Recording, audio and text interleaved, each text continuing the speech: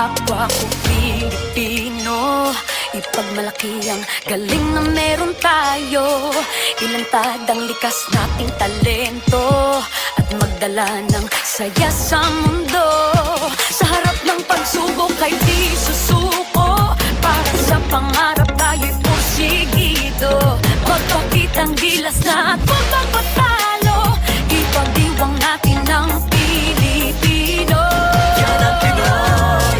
Mula noon at hanggang ngayon, talento natin ng bida. Mula sa simpleng bakuran hanggang entablado natin ipakita. May pagsubok man ng Pinoy, pinalalakas ng saya. San man tayo sa pulo, tsumbe, sibay, lakay, amiga. Sama-samang pakita ang galing natin katropa. Sa kapwa ko Pilipino.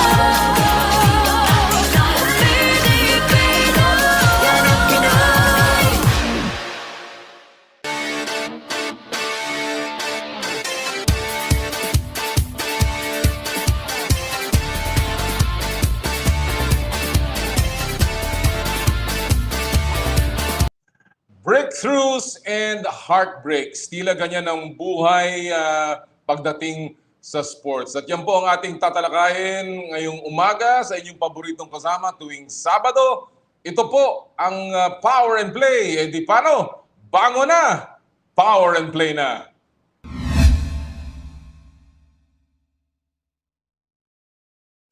Magandang umaga po mga kapatid. Nagbabalik po ang inyong paboritong kasama tuwing Sabado ng umaga. Ito po ang Power and Play hatid sa inyo ng Cherry Loom, ang yerong may aluminum, ng Cherry Tigo, it's fun to drive. At ang pinakabago nating kasama sa Power and Play family, ang Chooks to Go, ang nag-iisang manok ng bayan. Maraming salamat po kay Boss Ronald Mascareñas, kay Boss Mel Mac, sa inyong pagsuporta, kay kaibigang Mark Zambrano.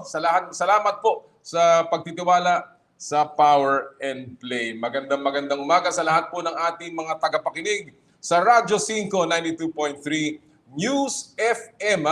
Lalong-lalo na po dyan sa San Pablo City, sa Los Baños, Laguna, and of course sa buong lalawigan po ng Quezon. Magandang umaga po. And of course, lahat po na ng mga nakatutok sa 1PH on Signal TV, lalong-lalo na sa Ilocos Sur, dyan po sa San Esteban, Ilocos Sur, na imbag na bigat yo amin sa ating po mga kasama sa San Esteban. Magandang umaga din po sa Baguio City. And then of course, worldwide, ang mga nakatutok sa ating Facebook Live, sa 1PH, sa Signal, sa Radyo 5, and of course sa Power and Play with Noli Yalan. Lots to get through again today, pero bago yan, gusto kong pong bumati ng isang belated man pero still happy Lunar New Year sa ating pong mga kaibigang Pinoy na Chinoy.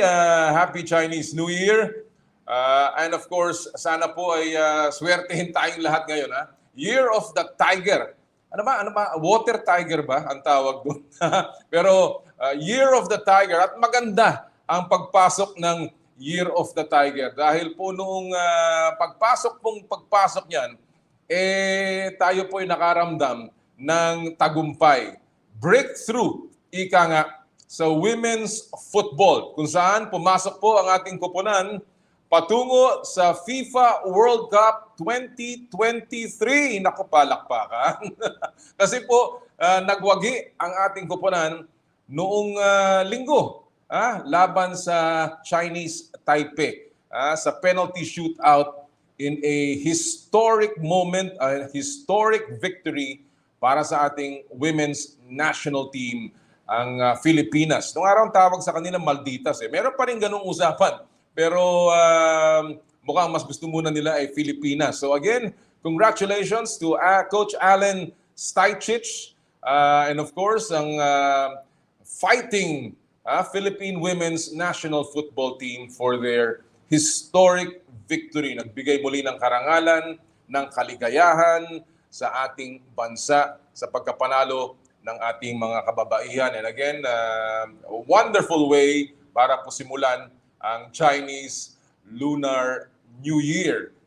Pero alam nyo, pagkatapos noon, nagkaroon naman ng malungkot na balita dahil nawala si Coach Tab Baldwin sa Gilas Pilipinas.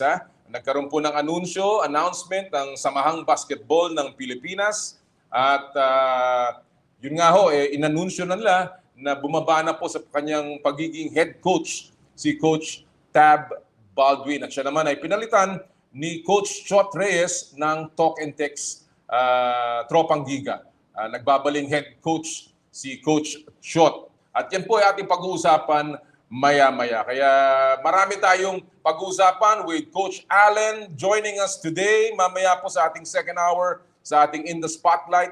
At si Coach Chot naman will be joining us live today. At kayo po ay mag-post na ng inyong mga katanungan. O siya nga pala, pinag-uusapan po ang pagpo-post ng mga katanungan.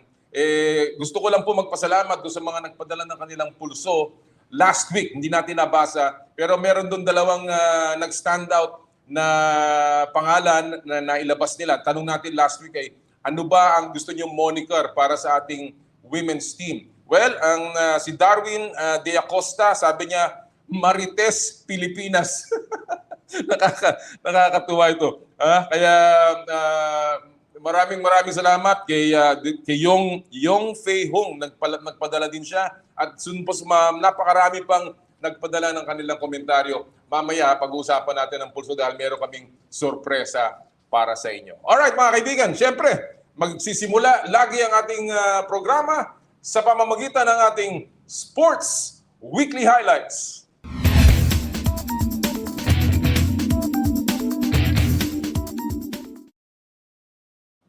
Makasaysayan ang simula ng linggo kagaya na nabanggit para sa Pilipinas. Pinataob kasi ng Philippine Women's National Football Team ang Chinese Taipei sa nerve-wracking quarterfinals ng AFC Women's Asian Cup para makuha ang ticket sa pinakaunang FIFA Women's World Cup appearance ng bansa. 1-1 ang score ng dalawang bansa matapos ang regulation at overtime.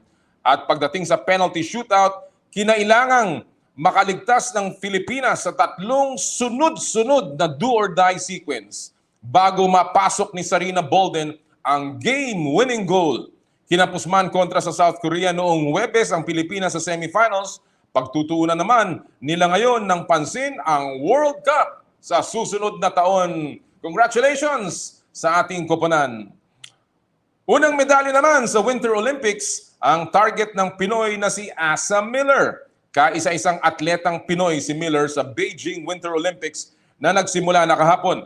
Ito na ang second stint ng alpine skier sa quadrennial meet at siya rin ang flag bearer ng bansa. Good luck, Asa! Isa pang pride ng Pilipinas na target ding gumawa ng kasaysayan. Kinumpirma ni Kai Soto sa One News na target niyang magpa-draft sa NBA ngayong taon. Pero magdidesisyon daw ang 7'3" center kapag natapos na ang season ng National Basketball League ng Australia. Ayon sa coach ni Kai sa Adelaide 36ers na si CJ Bruton, siguradong makakapasok sa NBA si Soto ba? Ang gandang balita yan, ha? Ang tanong na lang ay kung kailan daw ito. Alright, so Kai, we're behind you. Ingat-ingat, one step at a time. Isa pang malaking balita nitong nagdaang linggo. Kagaya na nabanggit natin, balik Gilas Pilipinas bilang head coach si Chot Reyes matapos bumaba si Tab Baldwin para raw mag-focus sa collegiate scene. Sa interview kay Gretchen Ho, sinabi ni Coach Chot na gusto niyang ituloy ang programa ni Baldwin kung saan puro mga bata ang player ng national team. Yun nga lang, nalagas ang roster dahil naglalaro abroad karamihan sa nakaraang pool. Mamaya, mas hihimayin pa natin yan at iba pang national team updates dahil makakasama natin live si Coach Chot. May isa pang comeback. Sa February 11 na po o sa darating na Biyernes, magbabalik ang PBA Governors Cup. Tuloy-tuloy na ngayon ang ensayo ng mga koponan para sa inaabangang pagbabalik. Yun nga lang, wala munang live crowd. Magkakaroon na lang ng reassessment ang liga makalipas ang isang linggo para malaman kung safe nang magpapasok sa mga fans. At yan po ang buod ng ating mga balita sa Sports Weekly Highlights. Alam mo, isa pang balita sa PBA, of course, yung dahil hindi naman tayo naglalaro, may mga palitan ng player. At ang pinaka-latest, mga kaibigan, ay si Chris Banchero na dating tiga Phoenix. Siya po ngayon ay pumirma na sa Meralco Bolts bilang isang unrestricted free agent. Siya na naman ang isa sa mga nag-avail noong opportunity para maging unrestricted free agent, yung bago pong patakaran ng PBA yan. Ngayon po ay siya nandun na sa kampo ng Meralco Bolts. Malaking bagay yan para kay Coach Norman Black dahil matatanda natin, nawala din po ang kanilang point guard dahil sa UFA, si Nards Pinto na lumipat naman sa Barangay Ginebra. Kaya po yung pagkakapasok ni Chris Banchero ay malaking bagay para sa Meralco Bolts. O nga pala, gusto ko rin i-congratulate si Japet Aguilar at si Greg Slaughter sa pagiging bagong ama, mga bagong daddies. Congratulations kay Greg and Japet sa kanilang bagong babies. And of course, kila Mrs. Slaughter at Mrs. Aguilar. Congratulations, gentlemen. May naman nababanggit ang Banchero, Slaughter, Aguilar. Yan po ang mga pangalang maaari. Ewan ko si Chris medyo may problema sa passport, alam ko pero yan ang mga pangalan at marami pang iba na nababanggit tungkol sa pagbubuo nitong Gilas Pilipinas na ngayon ay nagkakaproblema dahil ilang linggo na lang ay magsisimula na po yung FIBA World Cup qualifiers. Bagamat tayo po ay qualified na dyan, siyempre gusto pa rin nating ipakita ang galing ng Pilipino dahil lalong-lalo na tayo ang host next year at tayo rin ang host nitong window na ito. Kaya po yan ang ating pupulsuhan ngayong araw pong ito sa ating Pulso ng Bayan. Ito po ang ating tanong. Makinig kayo Sino-sino pong mga player? Yan po ay PBA players, kahit na ibang liga, ang dapat maisama sa Gilas lineup para sa February window ng FIBA World Cup qualifiers. Ulitin po natin yan. Sino-sinong PBA players o sa ibang liga ang dapat maisama sa Gilas lineup para sa February window ng FIBA World Cup qualifiers. 4 po yan. 4 na laro ang ating lalaruin mula February 24 hanggang February 28 dito po sa Smart Araneta Coliseum. Makakalaban natin 2 beses ang Korea, 1 beses ang New Zealand at 1 beses ang India. So mag-text lamang po sa aming hotline 0908-208-0629 o di kaya ay mag-comment sa aming Facebook page ng Power and Play with Noli Iyala, 1PH, Radyo 5 at amin pong babasahin yan. Ito pa ang bonus mga kaibigan. Bonus po. Bibigyan namin courtesy ng Chooks to Go ng gift certificates mula sa Chooks to Go, yung pong mapipili naming magandang mga sagot. Yan bonus yan mga kapatid. GCs mula sa Chooks to Go. Ang gagawin lang nyo po mag-like at mag-subscribe sa aming Facebook page, yung Power and Play. Yung pong Power and Play, like and subscribe. At maglagay po ng inyong komentaryo tungkol sa aming pinupulsuhan. At bibigyan po namin kayo ng GC's gift certificates mula sa Chooks to Go, ang nag-iisang manok ng bayan. So mamaya po, babasahin namin lahat yan. Alright. I think medyo ready na ba tayo? Mukhang pwede na. Pwede na tayo magsimula sa ating usapang fast take. Alright. At ngayong araw pong ito, ay meron tayong mga bago na ipapasok sa ating paboritong fast take.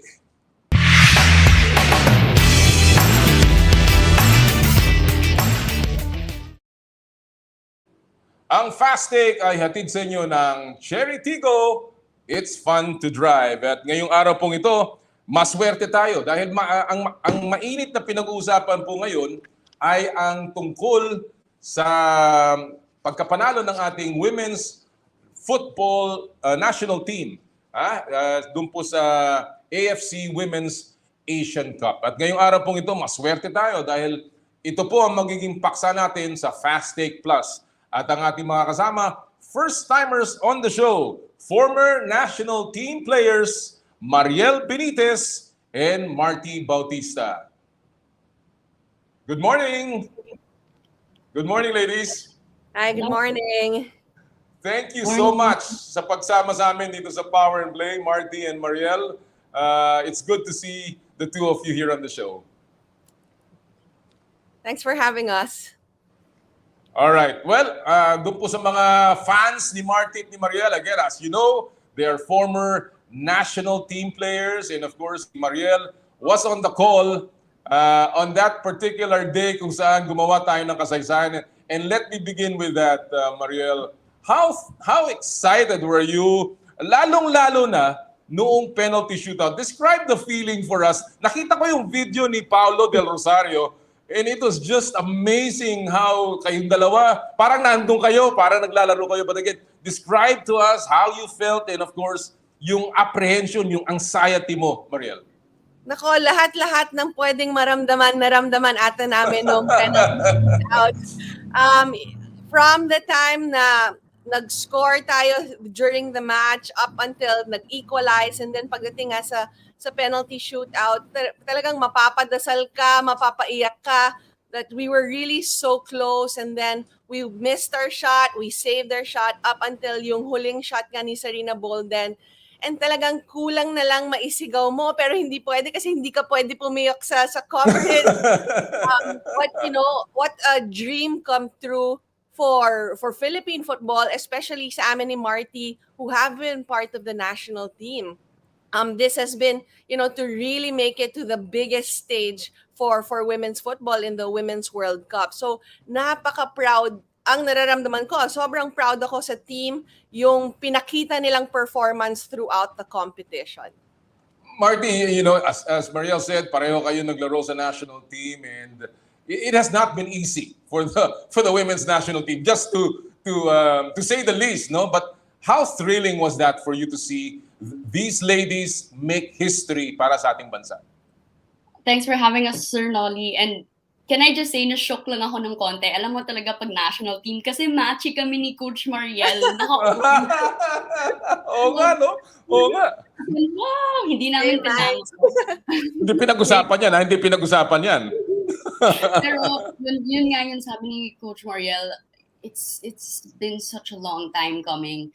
And the reactions you saw nung kinakall ni Paulo and Coach Marielle yung game, yun yung reactions ng lahat ng nasa women's football and men's football community sa Philippines.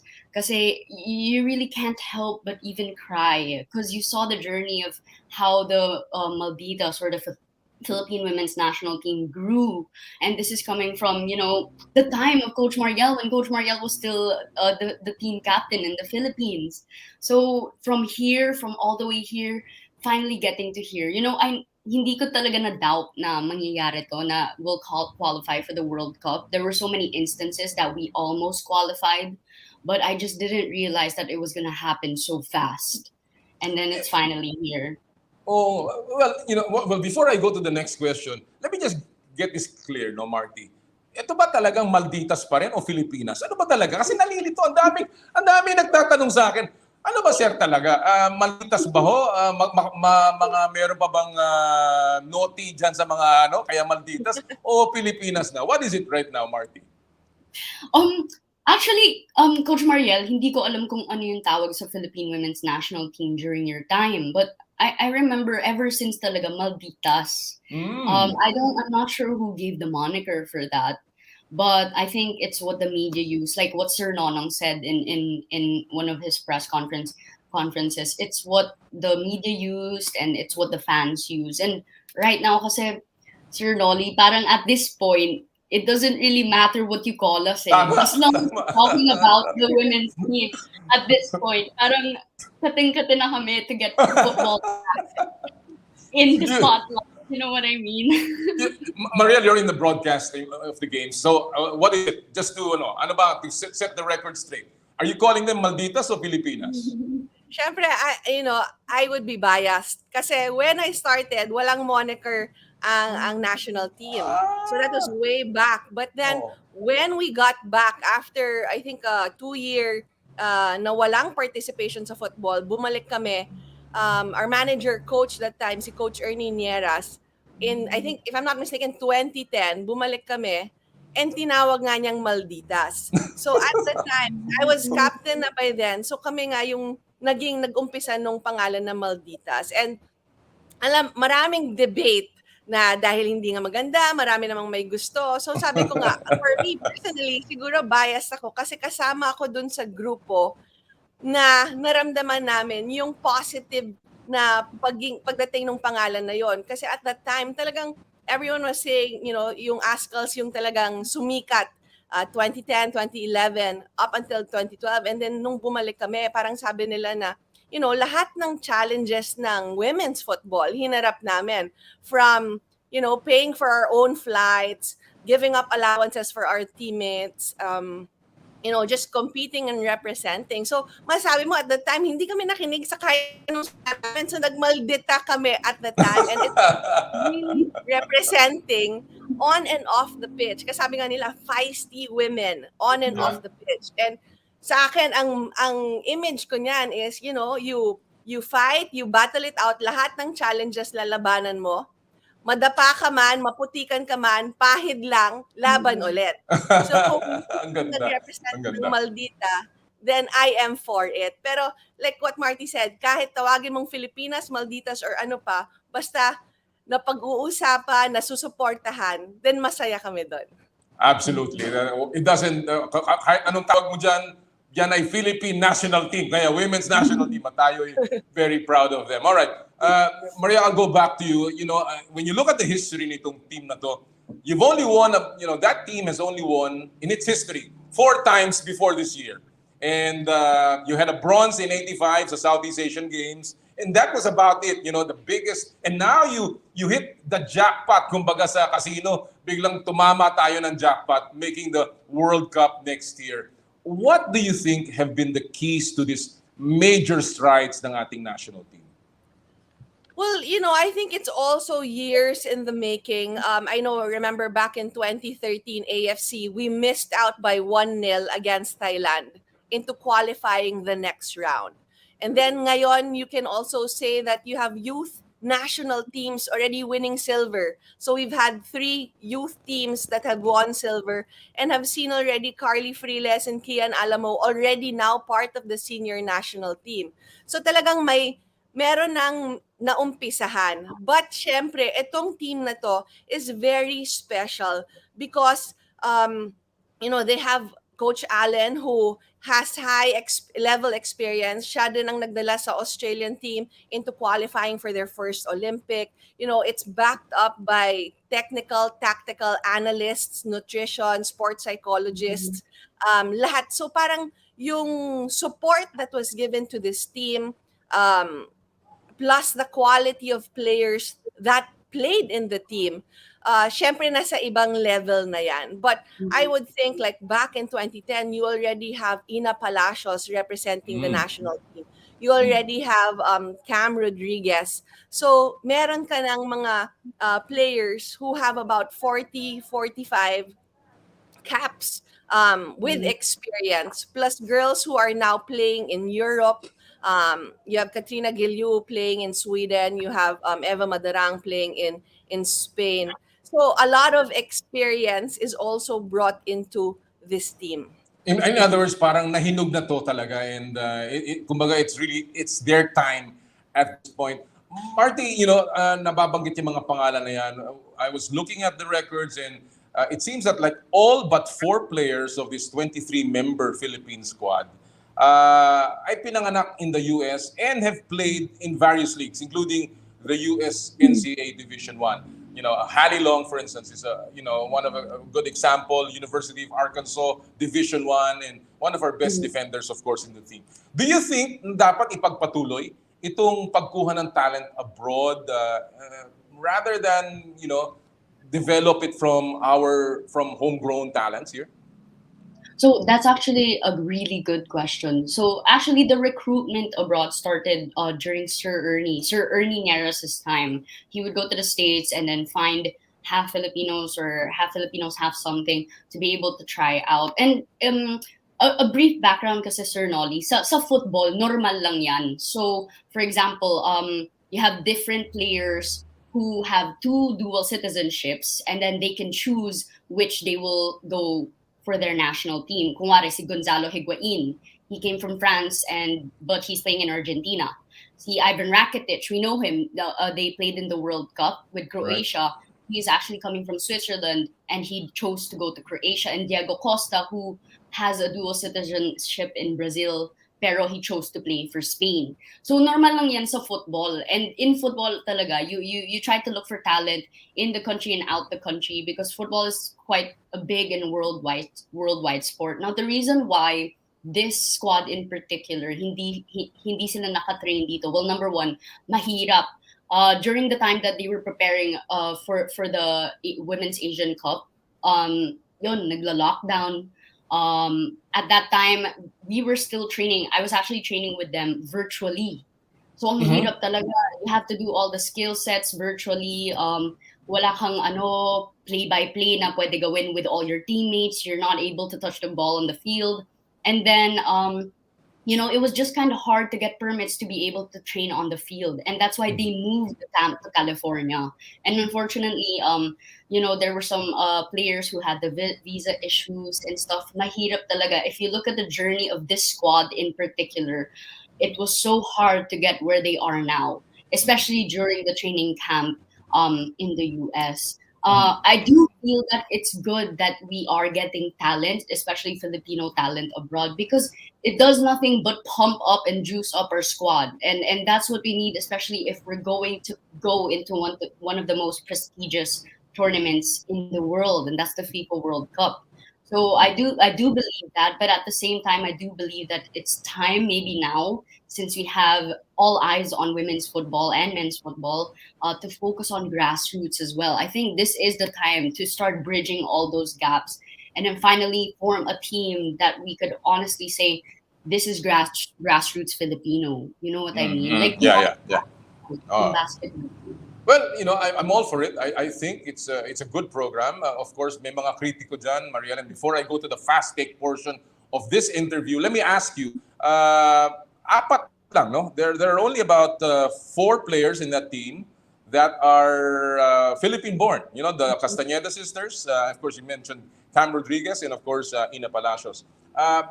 What do you say to critics who say, puro naman foreigner? Kasi mga pangalan nila, what do you say to critics like that, Marielle? Well, syempre, unang-una, hindi ka pwede maging foreigner para mag-represent ng Philippines. Kailangan Pilipino ka para makapagsuot ng national flag sa jersey. Pero, syempre, at this point, at the level, and sabi nga ni Martie, the situation that brought this team together had to have players coming from the US or even Europe, kung saan pwede talaga makapag-bubble training camp. But at the same time, I think sa homegrown players, makikita natin kung ano ang kailangan na level to be able to compete internationally. And right now, we are still, kami nasa youth national coaching staff, yun yung gusto namin i-develop from the players here na yung quality natin dito sa youth level, kayang lumaban, makipagsabayan dun sa mga players na exposed overseas. Kasi kita natin dito, ang kulang sa atin is competition. And makikita mo, yun yung difference siguro ng mga bata or mga players galing sa US or sa Europe kasi year-round meron silang competition. And siguro pagdating na sa tryouts, pagkasabayan na, physically, kaya natin lumaban. Pagdating sa tactical understanding, medyo may kakulangan pa tayo. So yun yung gusto nating i-develop ngayon at the youth level. Well, that's good, and it's good to know that is happening. And of course, ako basta sabi nga ni Marielle, nakasuot ng uniforme, Pilipino po yan. Wala ho tayong problema, basta may dugong Pilipino. Kahit ano pa ang pangalan yan. Kahit na hindi natin naiintindihan yung pangalan, hindi natin mabigkas, yan po ay Pilipino. Alright, dito po yung fast take portion namin, Marielle and Martie. And now I'm ask you three issues, three questions. We call it takes. And I'll give you a minute to answer. I will not butt in. So you have a minute to answer. And walang tama, walang mali. Bato-bato sa langit, tamaan, wag magagalit. And of course, ang mahalaga dito ang inyong opinion. So are you ready? Ito ang ating Fast Take Plus dito sa Power and Play. Ang ating first take of the morning. Ano-ano pa sa tingin niyo with this performance ng ating national team? Ano-ano pa ang mga dapat i-improve ng Malditas papasok sa FIFA World Cup? I'll give you 1 minute. I'll begin with you, Martie. Go. Well, first of all, sa squad na to in particular, if they maintain this squad all throughout the year hanggang World Cup, I would honestly say more ball possession, because you saw it in the Korea game. We lost the ball so easily, and there were so many plays that we were able to come to their attacking third, make chances, but we just can't keep the ball, and that's also because we were outpaced and outclassed by the skill set of the Korea team and also by their fitness. And you're talking about these girls who only went to a 3-month training camp compared to Korea, who have been training, and like what Coach Marielle said, who are exposed to tournaments all the time. They play professionally abroad and in Korea. But these girls, they didn't have that. They were able to just train 3 months and just squeeze in the fitness that was needed there. I think for them to really get into that high pressure situation like the World Cup, they really need to make most of their time with this year-long preparation coming into the World Cup by focusing on ball possession, fitness. And for me, honestly, like what Tasha and what Sir Nonong said, keeping Coach Alen Stajcic, parang siya yung missing link for me. Okay. Yeah. All right, good. Well, that's a mouthful, and madami ako natutunan doon. I mean, I'm not a football expert. I watched the game, but marami ako natutunan doon. Same issue, Marielle. Ano-ano pa ang dapat improve ng Pilipinas papasok sa FIFA World Cup? 1 minute, Marielle. Go. Okay, well, syempre I agree with Martie's observations, but at the same time, parang sa tingin ko lahat dapat i-improve. Syempre next level na ang Women's World Cup. So in terms of fitness and agility, nakita natin when we played against Chinese Taipei, naubos tayo sa 1 to 120 minutes. Pagdating natin sa South Korea, medyo pagod na yung legs ng players natin. So definitely yung fitness, agility. Pagdating sa tactical, we were successful in closing down the middle, but exposing naman our flanks. So also in defense-wise, kasi kulang nga sa fitness, kailangan we'll be able to cover spaces as well. And I think on attack, syempre in football, hindi ka mananalo. Kahit depensa ka all 90 minutes, pag wala kang goal, hindi ka mananalo ng laro. So I think yung combination ng midfield and ng attacking players natin, kailangan pa ma-improve para mas marami tayong chances sa attacking third at makascore ng goal. Very tactical and well said sa ating unang issue. And obviously, marami pa tayong pwedeng i-improve going to the FIFA World Cup. And I think Coach Alen knows this very, very well. All right, talking about Coach Alen, ito ang ating second issue of the morning. Gaano kalaki or how huge was it na hinawakan ni Coach Alen Stajcic itong team na to at nagawa yung astronomical improvement ng Philippine women's national football team? What is his influence? I'll begin with you, Marielle. 1 minute, go. Well, I think kung magdadala ka ng isang coach who has high experience with Australia in terms of tactical understanding, yung mga scientific approach in terms of their nutrition, hydration, lahat-lahat. So, siya talaga, he was able to bring that together with his coaching staff. And I think as a coach, makikita mo very detailed at klaro ang gusto niyang sistema na lahat ng players na naglaro, alam nila kung anong dapat nila gawin. At for him to be able to to get the team together in 2.5 months or 3 months and have everyone on the bench be able to contribute something. Kahit sinong ipasok niya, alam mong nakakapag-contribute dun sa game plan niya, then alam mo na yung preparation nila kahit maikli, he's been able to mold the players, get them cohesive, and be able to play their best given the amount of time. So yung experience na yon is very crucial in this women's team. Priceless indeed. All right, same issue, Martie. Gaano kalaki ang naiambag, ang influence ni Coach Alen dito sa pambihirang nagawa ng ating women's national team? 1 minute, Martie. Go! Tama talaga yung sinabi ni Coach Marielle. Very tactical, very detail-oriented si Coach Taj. And also because he helped the Australian national team get to the World Cup as well. And one thing I like about him is he tries to approach all training sessions scientifically. Iba na yun yung sports eh. More scientific na yung sports. I remember back then, kung may sprain ako, wrap mo na lang yan, okay ka na, tumakbo ka na. Like, wala nang ganun na yun. Meron ng science base. And also talking to the girls, just like what Marielle said, 3 months sila na sa camp, but he was able to gel everybody together. Sabi nga ni Cam and Sarah, right off the boat, Coach Staj help them all get to the same goal. And when you're in a competitive level, you can question your coach kasi you can talk to him about plays, everything, but everybody was on the same page when it came to his plays and his ideas. So just to be able to make that impact in a short amount of time, that's really quite good. All right. Well, you said it. I mean, he is a guy that I've talked to him. I have an interview with him mamaya. Papalabas natin yan. He's just a very animated, colorful guy. And I think the influence of his energy is also very much evident dito sa team natin. All right. Our third and final issue of the morning. Sa tingin nyo, ano-anong hakbang pa ang dapat gawin para lumago ang football sa Pilipinas? I'll begin with you, Martie. 1 minute. Go.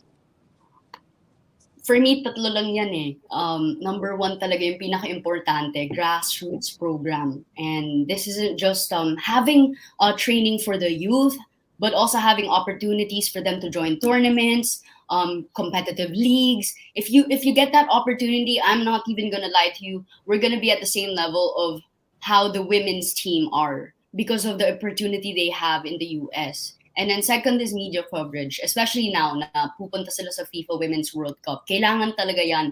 And it also brings life to people to start and fall in love with football again. You know what I mean? Sa province kasi football is so big.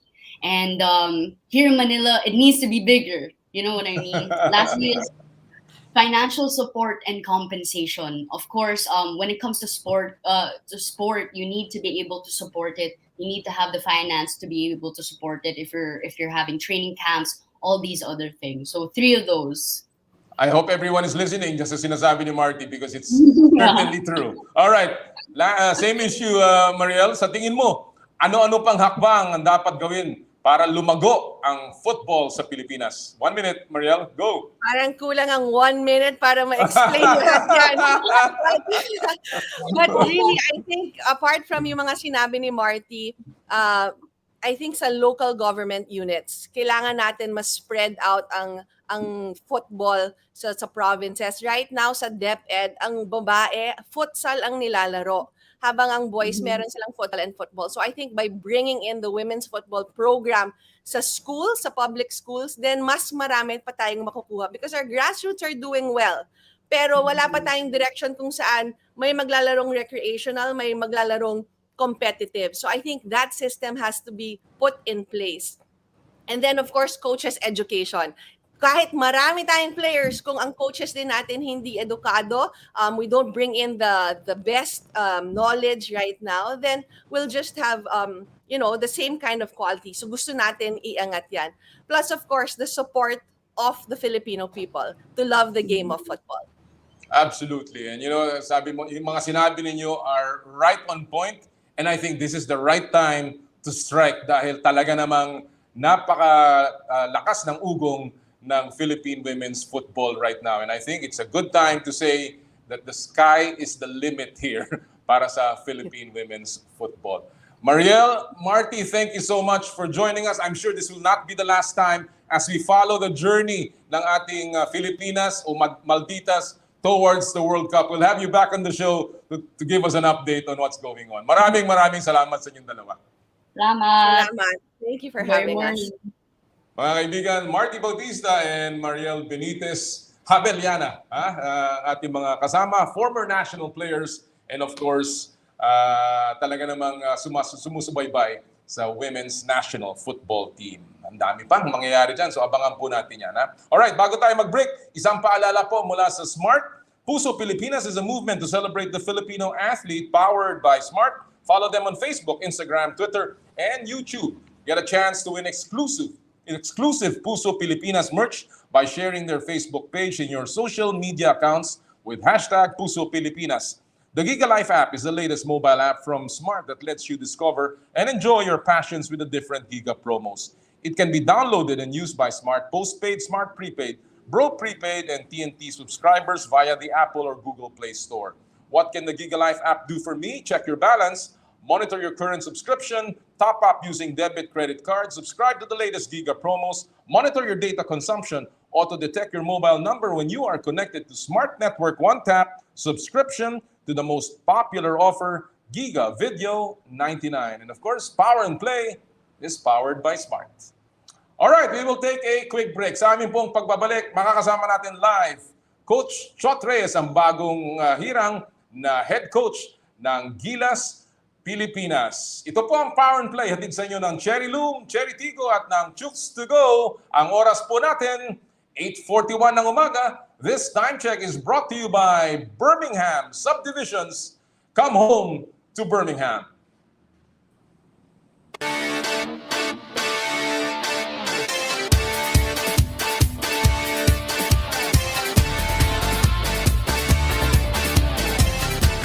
I dare to dream big,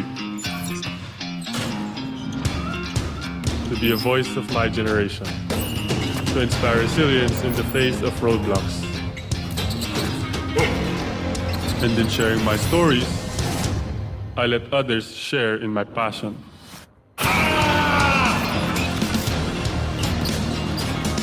Follow Kai's stories on Twitter and share yours with Smart Double Giga Stories. Share 2 times the passion with 2 gigabytes for Twitter and more. Guaranteed every day, plus data for all sites. Simple, smart ako.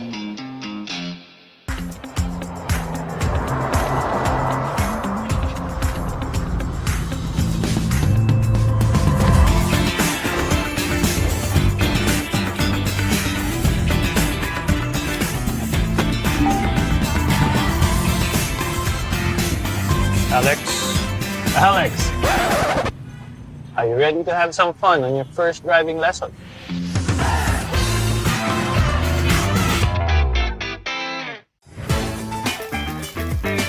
Nag-uumapaw sa real chicken juice na swak sa panlasa ng buong pamilya.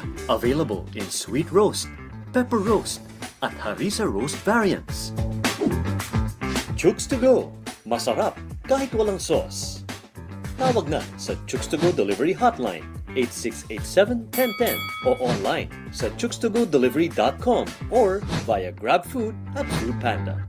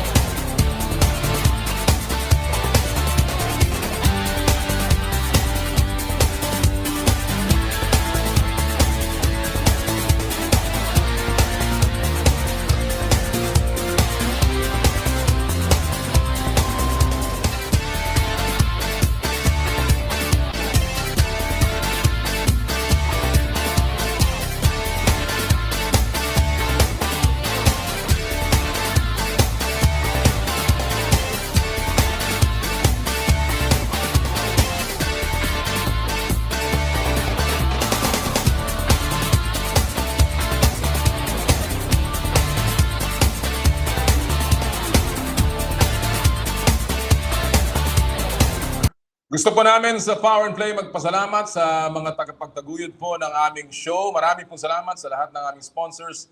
Ang Cherry Loom, ang yerong may aluminum sa ganitong pabago-bago panahon. Mga kapatid, sobrang init tapos biglang uulan. Kailangan natin ng matibay at protektadong bubong. Dapat ang bubong ay yerong may aluminum. Kapag may aluminum, tsak na pang matagalan. At isa lang ang alam kong dekalidad na yerong may aluminum, yan ang Cherry Loom Tibay Protektado sa pang matagalang yero. Cherry Loom, ang yerong may aluminum. Cherry Tigo, saluhin ang swerteng hatid ng Year of the Tiger. Own a brand new Tigo 2 Pro crossover with Cherry's Year of the Growling Tigo promo. Sa halagang 68,000 low down payment, may sporty 5-seater ka na safe in any road condition dahil mas mataas ang ground clearance nito kaysa sedan. Spacious din ang seats at legroom kaya mas komportable mapa-driver or passenger. May 9-inch infotainment system na pwedeng i-connect sa MirrorLink and Apple CarPlay para mas convenient at chill ang travel mo. Pili na from the 6 lucky colors of Tigo 2 Promo: Passion Orange, Lava Red, Graphite Gray, Vivid White, Tuscan Beige, at Laser Yellow. Move for more, #move for more colors and adventure. Bisitahin ang www.cherryauto.ph to know more about the fun-to-drive Tigo 2 Promo. Maraming salamat po sa bago naming kapamilya, ang Chooks to Go, ang nag-iisang manok ng bayan, masarap kahit walang sauce. At of course, nagpapasalamat kami kay Mr. Ronald Mascareñas, kay Mr. Mel Makasakit, and of course sa lahat ng ating mga kasama sa Chooks to Go. Joyride! Let's start the Chinese New Year ride with a cashback from Smart. Get up to 15% cashback to your JR Pay wallet. Just buy Smart and TNT regular load on Joyride Super App. Maximum of 5 transactions per customer per day only. Cashback is credited after 1 to 3 days. Ano pa ang hinihintay nyo? Download Joyride Super App at mag-load na. Kung gusto nyo makasama bilang Joyride driver, sumama na po sa aming lumalaking pamilya ng Joyride. Yan po ang ating mga requirements. Just visit now the website ng Joyride. Download the latest Joyride Super App. Elms Seafood Paluto. The latest offering of the Elms Resto Bar Group located at Unit 2, Ground Floor, Calle Bistro, Ever Commonwealth, Quezon City. Enjoy their delectable seafood menu in a relaxed casual dining atmosphere for your salo-salo seafood meal. Visit also Carlito Sisig Seafood Paluto along Shaw Boulevard, now open for dine-in and takeout from 11 a.m. to 10 p.m. Suabe ang timpla, pang Pinoy at international ang lasa. Skin, your face and body anti-aging center. It's the beginning of the year. The constant fight to lose weight from the holidays is harder than ever. So we heard you. Skin is offering a 5+2 promo. Call our branches at Alabang Town Center and Grill San Juan for your skin assessment and treatment schedule. Ang mga numero po nila, 0917-890-1640, 0977-809-8886. Birmingham Subdivisions, come home to Birmingham. Located at Antipolo, Cainta, General Trias, Cavite, Marikina, Pasig, Rodriguez, San Mateo, and Tagaytay. Building communities since 1984. Celebrate Christmas, the New Year in a new home. Your home in Birmingham Subdivisions. Check out their Facebook page or call 0939-921-7458 or 891-27731. ASEA Subic Beach Resort. Experience the getaway that you deserve and dive into limitless happenings, rejuvenating experiences, and gastronomical adventures. ASEA Subic Beach Resort. Power and Play would also like to thank Lick Hobby, Weave by Weave, Hand in Hand. Check out their IG pages. And Power and Play is powered by Smart. Live Smart. Of course, again, pasalamat po kami sa Chooks to Go, ang nag-iisang manok ng bayan na mas masarap kahit walang sauce. Mamaya po yung ating mga GCs na ipamimigay ng Chooks to Go. Alright, mga kaibigan, at this point, ang mainit na pinag-uusapan ay ang pagpapalit ng namumuno o nagko-coach ng Gilas Pilipinas, ang ating pong men's national basketball team. Noong pong February 1 ay nagkaroon po ng anunsyo ang SBP. At inanunsyo po nila na bumababa na po sa pwesto bilang head coach si Coach Tab Baldwin at siya po ay papalitan ngayon ng nagbabalik na national coach, walang iba kung hindi si Coach Chot Reyes. And Coach Chot is with us this morning live. Magandang umaga, Coach Chot. Good morning, Com. Magandang umaga. Thanks for having me here. Naku, nasa practice ka pala. Oo nga, Talagang nasa ano na to ha, puspusan na, madali. Oo. Nasaan ka ba ngayon? Nasaan ka ba? Now we're in our bubble sa Malarayat. This is our cramming place kasi nandito yung token text kasi naghahanda kami sa resumption ng PBA sa February 11, right? So, tamang-tama yung announcement sa February 1. So, pinasunod na rin namin yung ano dito. Pinasunod na Yung rin national namin team. yung Gilas dito. Oo. Alright, well, una-una, congratulations and of course, hindi ko lang kung sasabihin ko congrats o good luck o Good luck, partner. Good luck. Good luck. Good luck. All right. Coach Chot, now, I know that this is your nth time to be the national coach, and I'm very happy for you. Obviously, sabi ko na nga, you are worth it. Mga kaibigan, nung una po naging head coach, Coach Chot, ako yung commissioner na nag-appoint sa kanya, kaya I know what kind of a coach he is. But alam mo, ang tanong ko dito, Chot, is how different are the circumstances on this appointment doon sa mga nakaraan mong appointments? Well, very different. Like you said before, we knew that we were going to win. When you appointed me, we had some time before the tournament, right? Ito, bigla-biglaan. It was just a surprise as everybody else. And now we have a game to play in 3 weeks' time. We don't even have a team. As you can see behind me, ngayon pa lang kami nagkakaamuyan. Ngayon lang nagkakilala yung mga players. And I know, alam naman natin yung sentiment ng karamihan. They're asking why did we let go of Coach Tab? He was doing a good job. Remember, partner, I was the one who brought Coach Tab in, right? I know. Ako nagdala sa kanya dito sa bansa. I was the biggest supporter of Coach Tab, of his program, and I thought he was putting a great program together, except things happened along the way, di ba? Nagkaroon ng COVID, nagkaroon itong Japan, ng exodus of players. So we're put in this situation now, and we just have to do our best, whatever we can do. Alam mo, Coach, I do not want to go back kasi marami ka na nasabi about your, what has happened in the past. And obviously, you've made a statement. Yeah. Alam na natin na this was a surprise to you. In fact, hindi mo alam na mangyayari to. A few years ago, you're pa-easy-easy ka na, partner. You were on your way to just enjoying your retirement and playing golf and becoming a professional golfer. Ngayon, katakot-takot na. But you mentioned Tab, and I just want to get very quickly on Tab. Una-una, have you talked to him? Secondly, how do you make sense of that? Yung nangyari sa kanya na he just stepped down. I mean, yun na siguro ang issue ng mga fans na yung timing issue, 3 weeks to go, iiwanan niya yung team all of a sudden. How do you make sense of that, Coach? Well, first of all, I haven't spoken to Tab. I have spoken a lot with Coach Nenad, who's here with us, and he spoke to Tab before coming over. He got the blessings of Tab. And I'm pretty certain at some point when things settle down a little bit, we're going to come and have a conversation. He lives in the same subdivision that I live at. We're walking distance from each other. That's number one. Number two, how do I make sense of it? It's very difficult to make sense of it if I'm being very honest.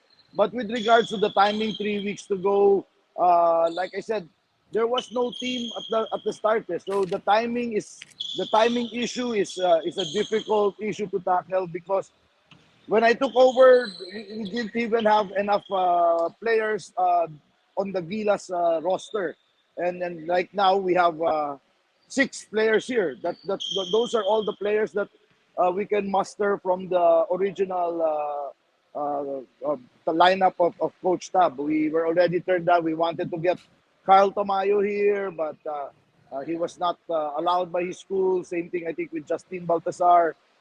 And with all the other players, different circumstances. So, we are going with what we have.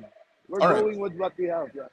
Alam mo, sabi nga natin, what is adding to the fuel ng frustration ng mga fans, I guess, is that ang ganda nung pinakita ng young Gilas score, no? And in fact, ikaw, in a tweet you posted months ago after a Gilas game, if we could bring up the tweet, I saw it.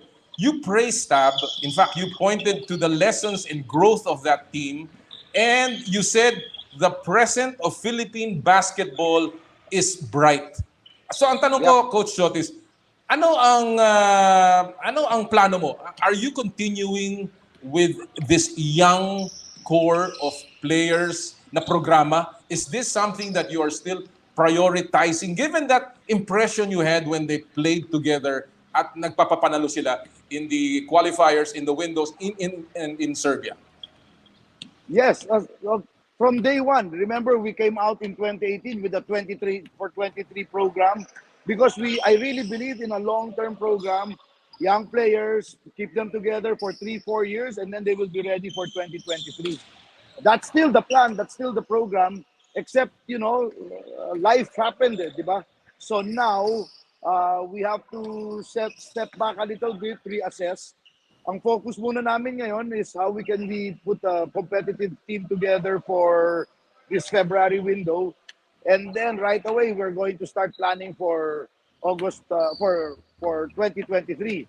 Having said that, ang gusto ko sana talaga yung lineup dito sa February, while we can be as competitive as possible, is still very developmental in nature. Kaya ang laking bagay sa akin, sana nandito si Kyle Tamayo, sana nandito si Justin Baltasar, sana all of those young guys could come and join us. But unfortunately, mukhang hindi. So, but we still have Ange Kwame is here, Juan Gomez Deliani is here, Dwight Ramos is here, Will Navarro, JT Kumpab, Chadi Rangel. So we still have some young guys, and right now that's what we have, and that's what we'll continue to build on. Coach Chot, maraming elemento yung programang ginawa ng SPP, no? During the program of TAB. That's part of it, yung bata, all cadets pool, and of course the naturalized players, keeping them together, playing. Which part of that are you saying na after this window, you will try to get again young players to come back to the pool? Is that already part of the thinking that you're having long term? I'll ask you about short term mamaya, but long term, is that part of the thinking already na yun ang mga parte na gusto mong ibalik sa programa mo? Yeah, we want to go way back. We meet all the time here with the coaches. Coach Jong is here, Coach Nenad, Coach Josh is here, but with manager Butch Antonio, we're already thinking all the way back even to under 14. Under 14, under 16, under 18, ano yung plano natin? So the wheels are already starting to turn, including the coaching, all the way through. What is the coaching plan moving forward? Pinaplano na natin lahat yan.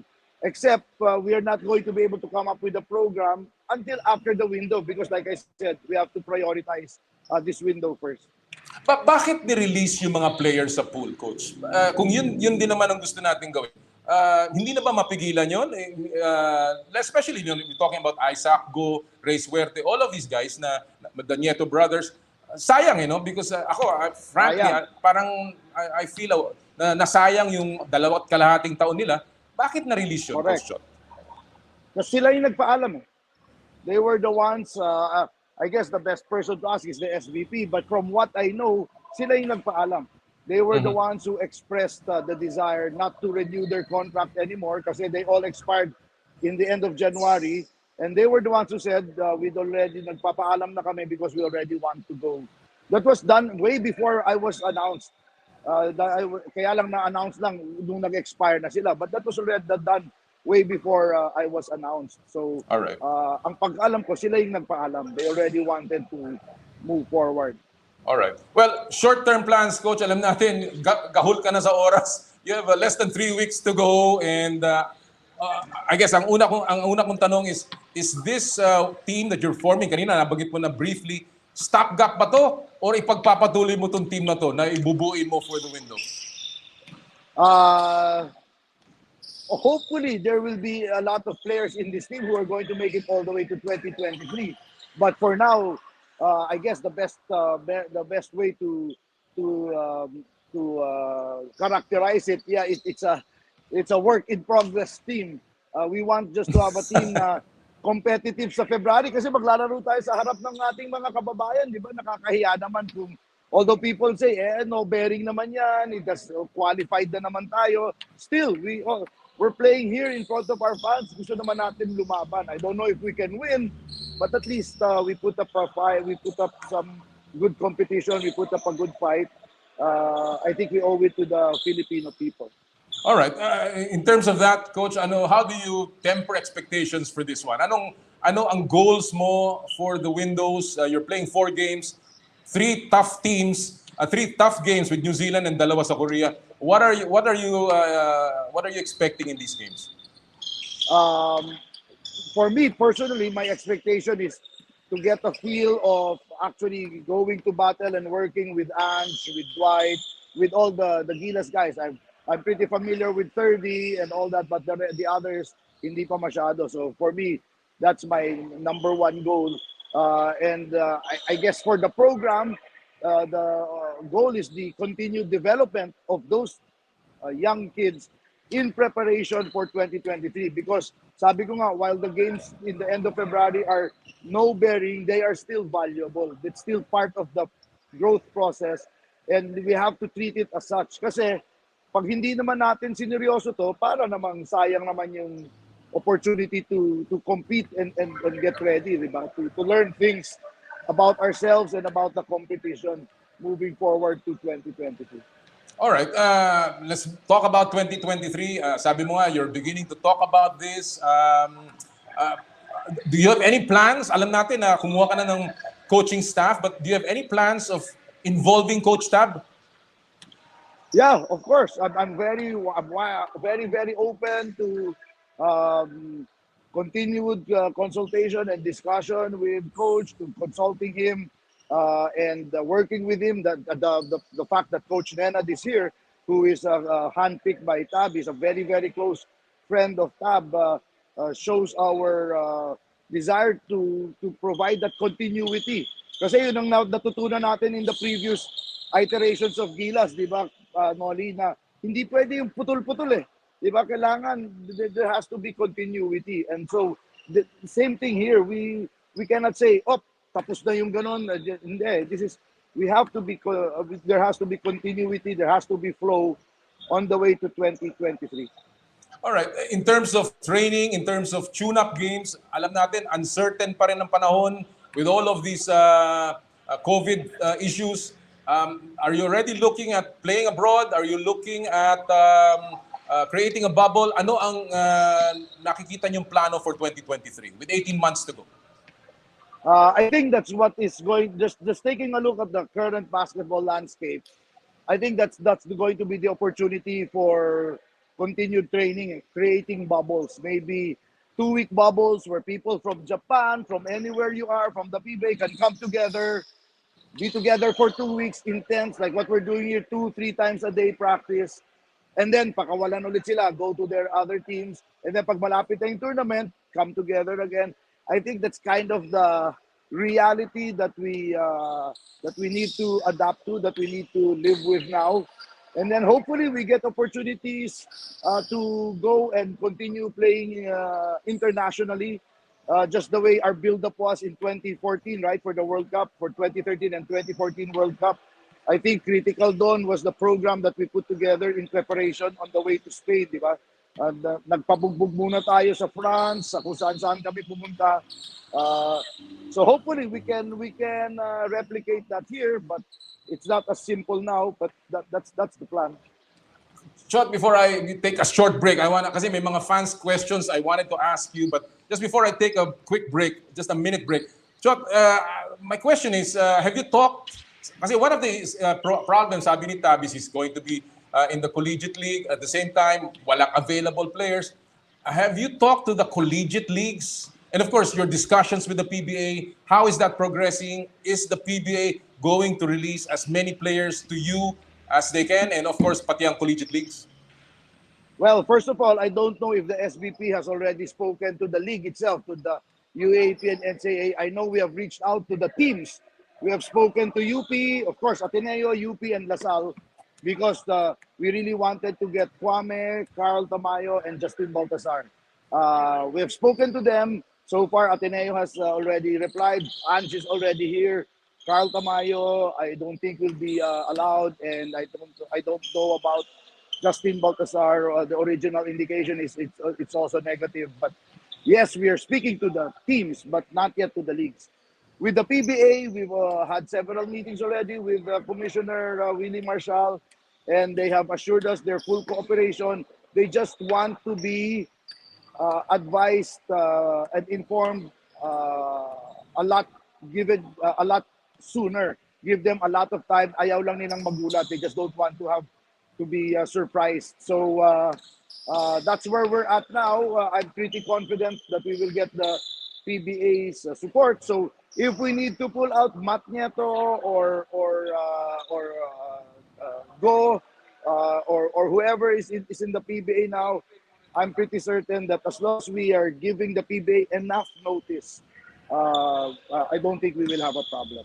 All right. I'll take a very quick break, Coach Chot. I'll be back with you with some of the fan questions and my final questions to you. Mga kaibigan, magpo kayong alis. Kasama natin ang head coach ng Gilas Pilipinas, Coach Chot Reyes. Magbabalik pa po ang Power and Play.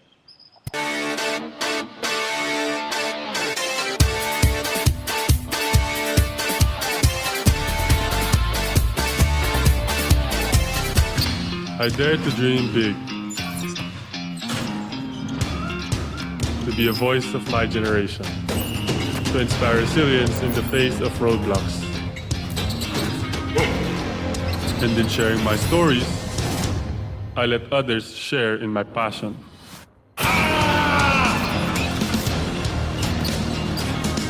Follow Kai's stories on Twitter and share yours. With Smart Double Giga Stories. Share 2 times the passion with 2 gigabytes for Twitter and more. Guaranteed every day, plus data for all sites. Simple, smart ako.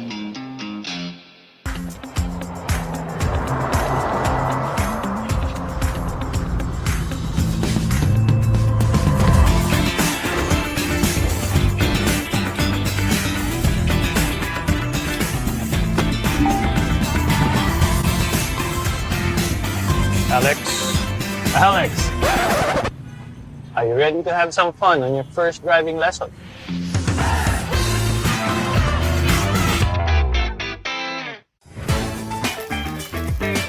Nag-uumapaw sa real chicken juice. Naswak sa panlasa ng buong pamilya. Available in sweet roast, pepper roast, at harissa roast variants. Chooks to go. Masarap kahit walang sauce.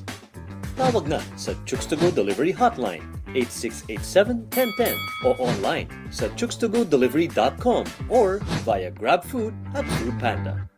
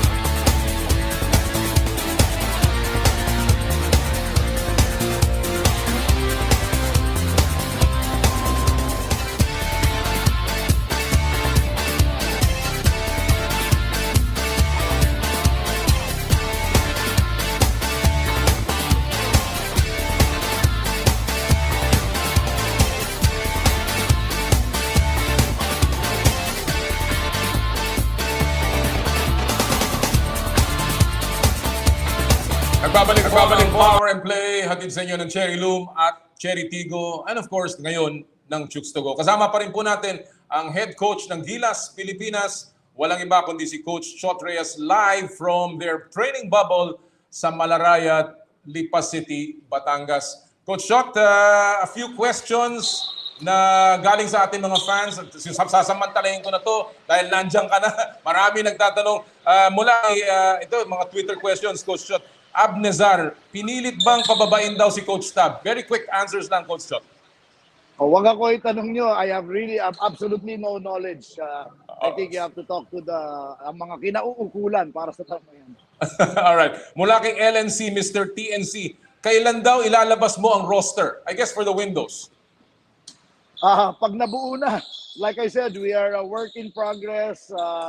We're trying to find out sino pa yung mga players na makakasama sa atin. Right now, we have 6. There are still a few that we are waiting on. Hopefully by Monday or Tuesday, and then we will know ilan ang kailangan na idagdag na talk and text players depending on how many we can assemble here. All right. From big match, who is the target for naturals player? Is Ange Kwame already still the guy? And did you contact the guys in Japan already? Yes. For naturalized, yeah. Ange is here. Of course, there's another guy who is just there by the name of Jordan Clarkson, right? But hopefully we can have him play as a local so that he can play together with Ange. And then, other than that, ang hirap ng mag-naturalize. You know the process. Hindi naman ganun kabilis yun, di ba? The second question, have we contacted the guys in Japan? Yes. Marami nagtatanong about this question from DIY Man, from Victory, Charlie 29. Up to when is your appointment as head coach ng Gilas? Hanggang bang 2023 at lampas? For right as of now, my appointment is to coach the team in the 2023 FIBA World Cup. All right. Beyond that, wala pa kaming usapan. Yeah. Beyond that, wala pa kaming usapan. Nasagot mo na si Mark Cruz, sabi niya, Carl Tamayo, Justin Baltasar going to the Windows. Nasagot mo na yan. From JBY, may plans ka na ba sa pagharap sa solid Korea team? Right now, my plan is to use the Tab Baldwin game plan kasi it works. But natin babaguhin yun, di ba? That's what Coach Jong is here for. We have the game plan on hand. But then we have to see. We know that Korea is not going to bring the same team. They brought essentially a young team the last time, di ba? And now nanganganib sila mag-qualify. So I think they're going to bring a lot of their veterans this time. So we have to see. But if they bring their same team, we will use the same Tab Baldwin game plan. All right. From Paulo Catalan, the FIBA World Cup windows are golden opportunities to develop promising collegiate players and younger PBA players. Will the emphasis on youth development be kept for the other World Cup windows, or will the team be composed of purely PBA players? There is absolutely no plan to have PBA players in the windows. I don't know where people got that idea. It's only for this window because of the urgency of the situation that we are calling up the talk and text players to augment the current Gilas lineup because there are very few of them. Pag hindi tayo nagsama ng talk and text players dito, magdi-default tayo sa Windows sa Pebrero. Aanim lang yung player mo. Yeah, but other than that, no, the plan is just to continue the development, to prepare a team for 2023. If that will involve some PBA players, we don't know. It will depend on who is available. Because like now, we wanted Tamayo, we wanted Baltasar, pero wala, hindi pwede. So, well, talking about that, no, may tanong si Don Angeles, may mga unrestricted free agents daw. Will you include Bolik and Adams into the pool? I don't know if Adams is eligible. I'd love to have Bolik in the lineup. But for now, because we're playing in 3 weeks, I think to be able to assimilate another variable into the mix is going to be very difficult. So he reached out. I replied to him. We're always in contact, constant communication. I know a lot of other players have reached out. But for now, we're keeping it first to the players na magkakakilala na, yung talk and text and the Gilas, so that isang isang integration lang pinag-uusapan natin. Hindi na yung meron pang from Northport, meron pa from another team, meron pa from, it's going to be very difficult, at least for this window. Alright, marami nagtatanong nito, Coach Chot, Mark Tuba, Yelly Bells. Ano daw ang Gilas Dream starting 5 mo for 2023? Have you even thought about it? Wala pa tayo doon, partner. Pasensya na kayo. Normally, I would have that in my mind. Last year, naisip ko na dapat yan if under ideal circumstances. Pero ngayon, hindi ko pa nga alaman ng starting 5 natin on February 24. That's God's honest truth. Please, so please indulge me. We are working on this as we speak.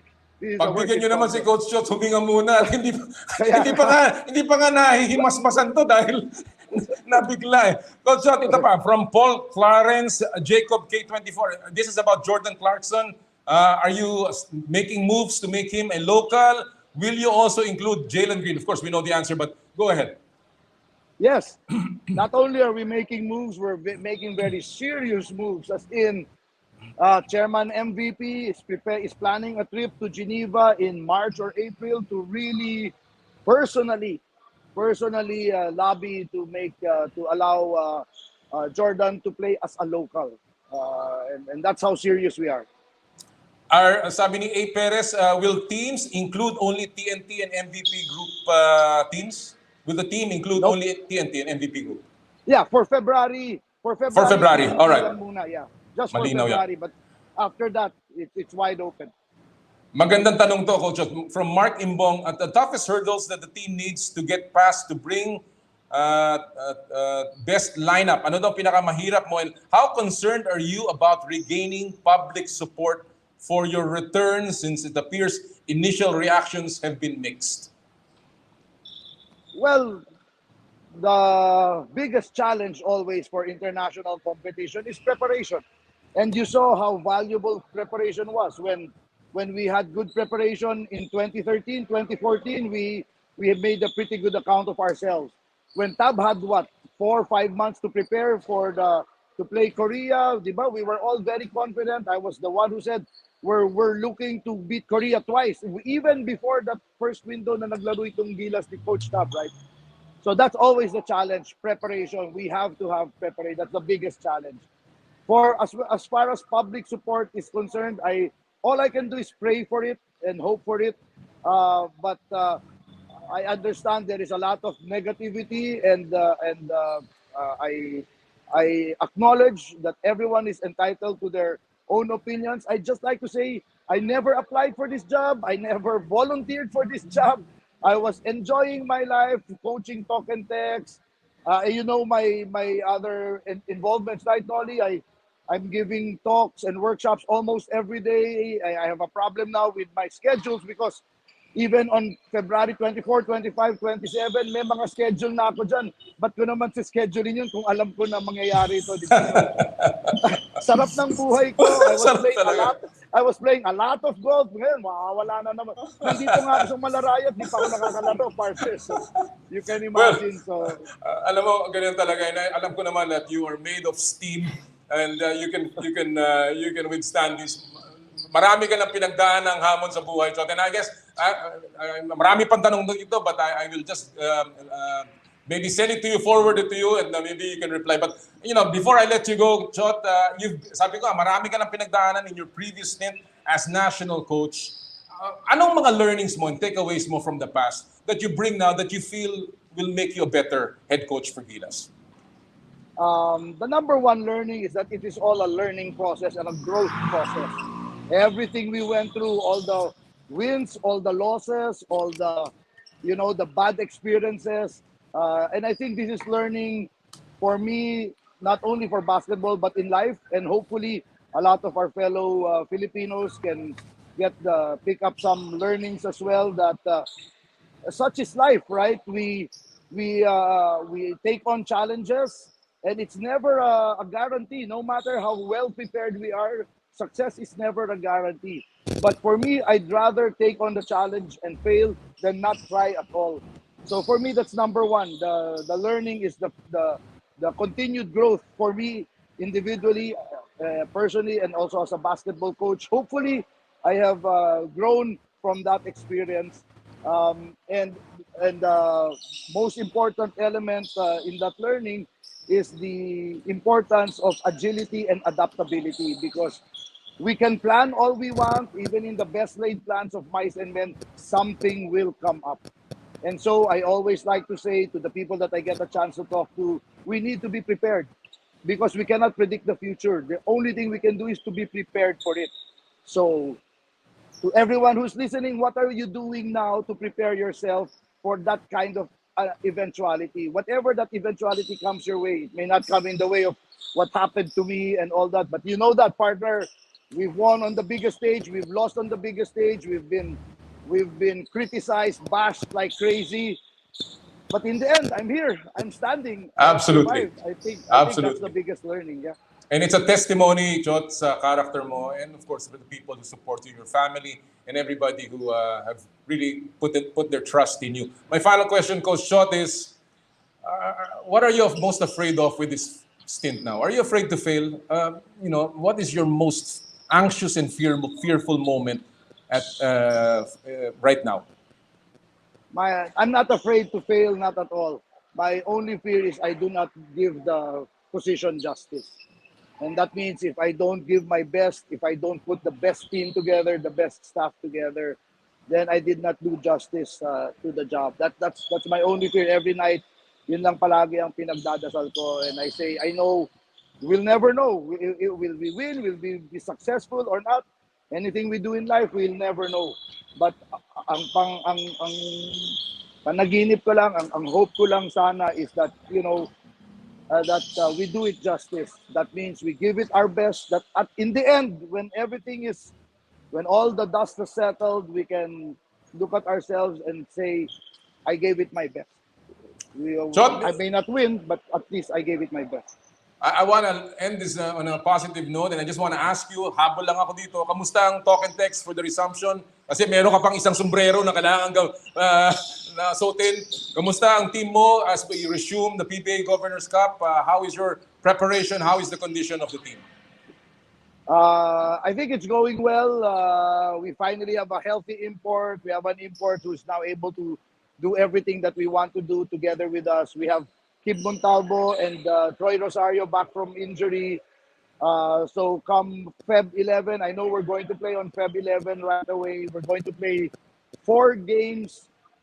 Hindi biro yung schedule namin, partner. Nakakaawa rin yung mga players because they will play 4 games in 1 week between Feb 11 to Feb 18. And then they will play 4 games in the bubble. And then the following week, they will play 3 more games because the PBA elimination round will end in March, on March 10. So medyo the players, the talk and text players have their work cut out for them. But it is what it is. I've talked to the players. This is a challenge. This is a challenge we will not back down from.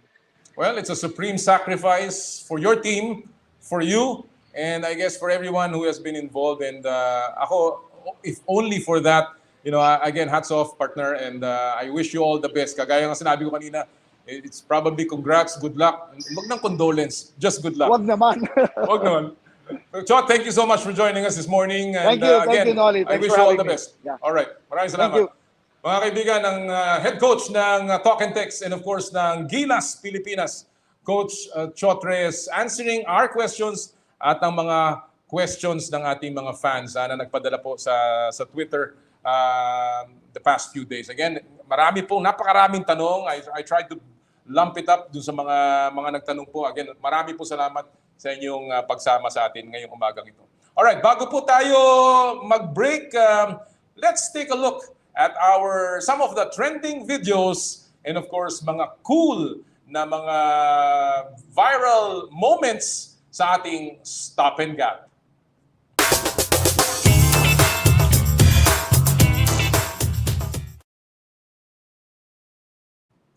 Ang ating pong Stop and Pop moment today ay pinamagatan nating Kai Hi.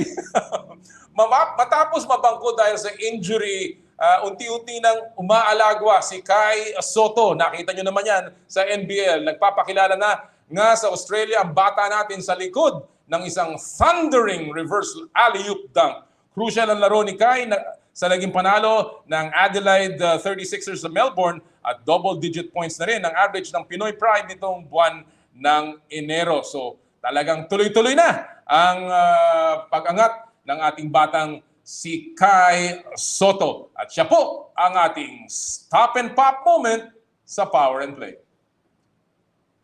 Alright mga kaibigan, we will take a break sa aming pong pagbabalik. Another head coach na matagumpay naman ang nagbigay ng breakthrough moment sa atin sa football, si Coach Alen Stajcic sa Power and Play. Ito po ang Power and Play, hatid sa inyo ng Cherry Loom, Cherry Tigo at Chooks to Go, powered by Smart. Ang oras po natin, 9:26 in the morning. This time check is brought to you by Birmingham Subdivisions.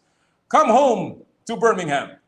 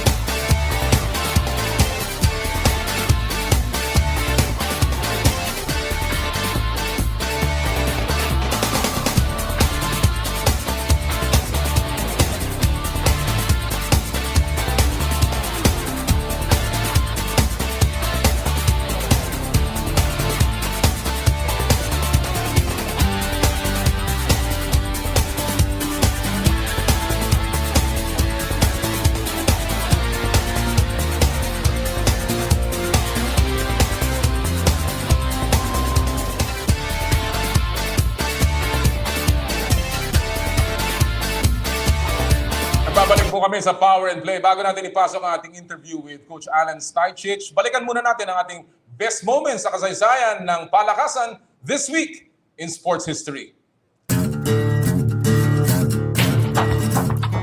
February 3, 2002 o 20 years ago na panalunan ni Tom Brady ang una niyang Super Bowl. Tinalo ng New England Patriots ang St. Louis Rams 20-17. Nagbato ng 145 yards si Brady kasama ang isang touchdown para makuha ang MVP award. Mula 2002, 6 pang Super Bowl ang napanalunan ni Brady, kabilang ang 4 pang Super Bowl MVP awards. Selected sa 199th pick noong 2000 NFL Draft at ngayon ay kinikilalang greatest quarterback of all time, si Brady. Nitong nakaraang linggo rin ay kakaretiro lang ng future Hall of Famer sa edad na 44. A legend was born as Tom Brady wins his first Super Bowl this week in sports history. Napakagaling ng manlalaro. Alright mga kaibigan, at this point, pasok na natin ang ating In the Spotlight.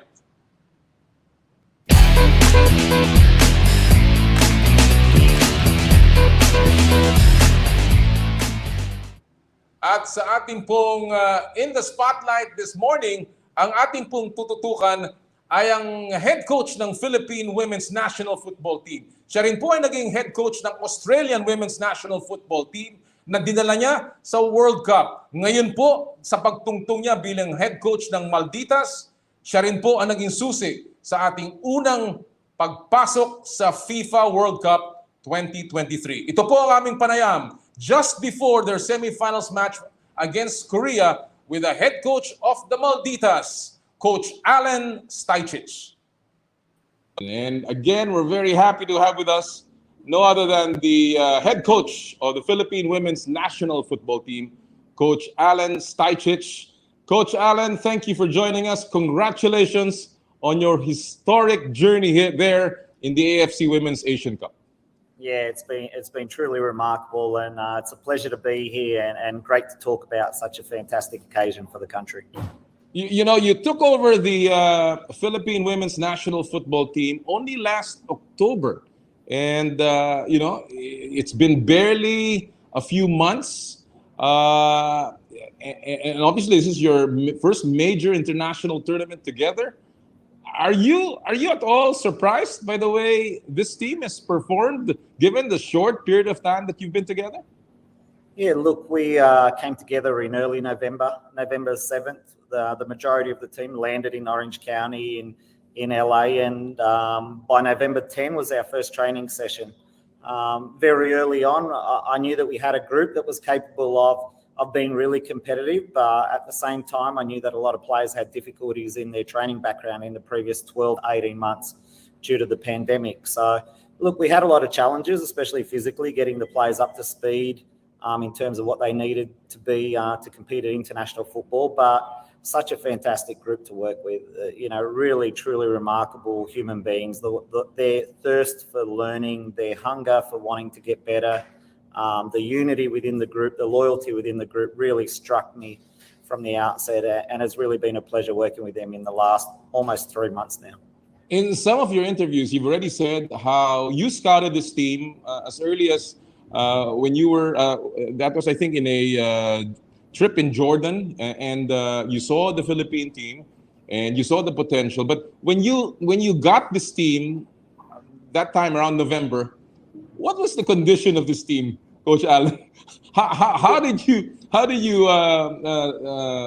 get this team in terms of, you know, their conditioning, their mindset, and their preparedness? Yeah, look, they're all important factors, and you're right. The first time I did watch the team play was in Jordan 4 years ago at the last Asian Cup, and I was obviously the Australian coach at that point, and I was doing my scouting on the opponents from the other group, and my expectations watching the Philippines, having not been at a major tournament for a long time, were pretty low. But the team performed admirably well. I was really surprised at their level of competitiveness. I remember the game against Jordan, which they won. And Jordan were fancied to go through in that group. I remember the game against Thailand where they were competitive for a long time, but dropped away in the second half. And then I remember the other games against China and Korea as well. And I saw a team that had some good ingredients to be competitive at international football, but obviously that was their first major tournament in a long time. And I knew going into this role, if we could sprinkle a few extra ingredients in the group, a little bit more fitness, a little bit more team dynamics, a much more resilient approach to winning and losing and getting better. I knew that we'd have some more ingredients that would make us tougher to beat on the international scene. And the players have really absorbed everything. They've really put in, 1,000% effort, sacrificed so much living away from home for such a long time. And so have the staff, to be honest. It's really been a collective team effort just to get us to this point. And hopefully this is just a starting point of even more growth and even more improvement for this group as we move forward. As you said, Coach Tai, you saw them. You saw this team and the immense talent and potential. What was the most difficult part in putting this team together for the Asian Cup? Yeah, look, not having a lot of time. It sounds like a lot of time, 2 months or 10 weeks that we spent in Orange County. But the difficulty was that I really didn't know anyone beforehand, which is, I guess there's an advantage to that as well. Everyone starts from a clean slate in terms of selection in the team, selection for positions, in terms of having to prove themselves as footballers. But the difficulty was just understanding each individual player, their personalities, the things that triggered their motivations, their levels of confidence, and most importantly, their recent playing history, which, as I said earlier, was really, really tough. I want you to take us back to that, of course, the journey in the AFC Women's Asian Cup. It has been a very tactical tournament for you. We won against Thailand in our opening game, but we lost to Australia. And there have been a lot of changes in your lineups, in your starting 11. You didn't start Olivia McDaniel against Australia. You didn't start some people who played very well in Indonesia against Chinese Taipei. What was the thinking behind all of these strategies, Coach Alen? Yeah, look, there's a lot that goes into a tournament, and this is a pretty grueling tournament. And this is the first time the Asian Cup's expanded to 12 teams, which meant we weren't just playing 3 or 4 matches. We were potentially playing 5 or 6 matches. And one of the first things I said to the group was, it won't be the first match that gets us into the World Cup. It will be match 4 or match 5. And we need to ensure that we're as fresh and we're as fit and we're as confident as we can be come match 4 or match 5 or potentially even match 6 to get into the World Cup. And considering the historical levels of fitness of the group and playing experience over the past 12 months, I knew that was probably our biggest challenge. So having squad depth was number 1 priority for us during the preparation. Having everyone on the same page was priority number 2, and being able to rotate players in and out and knowing that we weren't going to drop a lot in terms of our levels was priority number 3. And looking back over the last 9 or 10 days, I think we got most of those things right in terms of keeping players fresh, having players come in and be able to do the same job, having a team that regardless of who was on the pitch, you could definitely see a team identity and a team alignment. So there are a lot of factors that came together, and you never know what's going to happen when you come into a tournament, but certainly a lot of the things that we planned for have come to fruition, and really the players are the ones who execute any plan. Ultimately, coaches and staff and all the medical staff and sports science staff, we put in all the effort that we can to give the players the opportunity, but it really comes down to their effort and their execution in the heat of the battle. And from that perspective, the players have been just truly, truly unbelievable in the way that they've executed their plans and the effort they've put towards the cause.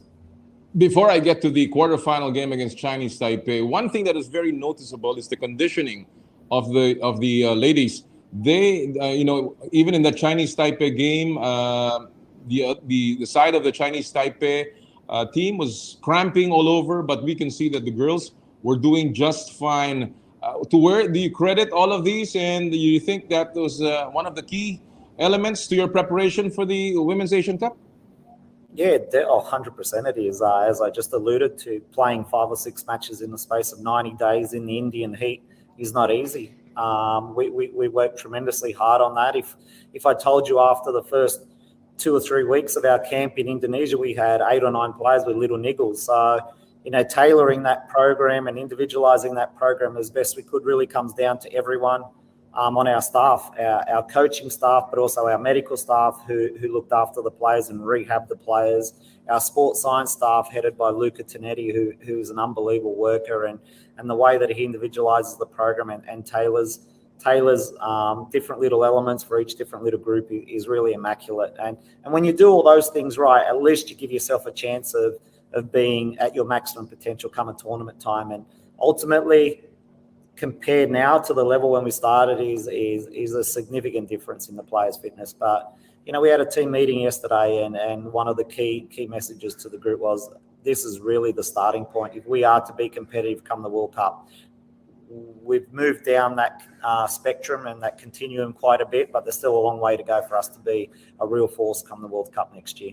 All right. Well, you beat Thailand, in a very crucial match, and of course, we won over Indonesia 6-0. And going into the quarterfinals, all hopes were high, hopefully to make it to the World Cup. What was the mindset, and how did you manage the expectations of the ladies, of the girls, as they enter that very important match in the quarterfinals? Yeah, look, coaches and all external people around a group can give little bits of advice and confidence at different times to players, and certainly in some instances even take it away. But the things that really matter for me are the things that you do on the field. And the players showed against Thailand to themselves. It was a historical win, the first win against Thailand. But when you break barriers like that, you really break them down in your own head. It really gives you that sense of belief and confidence to know that you can accomplish something that you haven't before. So that was a really, really important win from that perspective. And then probably even greater belief and confidence came from the first half against Australia. For our players to know that they can compete against a truly world-class team, and one that just a few months ago was in the top 4 in the Olympic Games, for our players to know that they could hold their ground and hold their own for 45 minutes was a massive, massive shot in the arm for confidence in the group. So once you get key moments like that within a tournament, once you know you've worked hard and you can replicate that effort onto a field and get results, everything else is easy to flow. And I think we saw the results of a team that had a lot more belief and a lot more confidence moving into that Chinese Taipei game. And that's something you carry with you the rest of your life. It's not something we have to go back to ground zero with. It really is something that will be ingrained within this group for a long time. Every single player who's in this group is going to have that feeling, that thought, that knowledge that they know when they put the hard work in, they can beat Thailand, they can compete with Australia, and we can compete with the Chinese Taipei. But for me, and I've said this in an interview, I'm a little bit greedy. I think we've got to that level where we know we can compete and compete against those countries. The next evolution of this team is to know that we can beat top 10, top 20 countries, and that takes a hell of a lot of hard work from this point. Well, I'm going to get to that point, especially your match coming up against Korea. But, let's just stay with the quarterfinals against Chinese Taipei here. Again, it was a very strategic match for us. It was full of emotions after that goal early in the second half. And then, of course, the late goal of Chinese Taipei.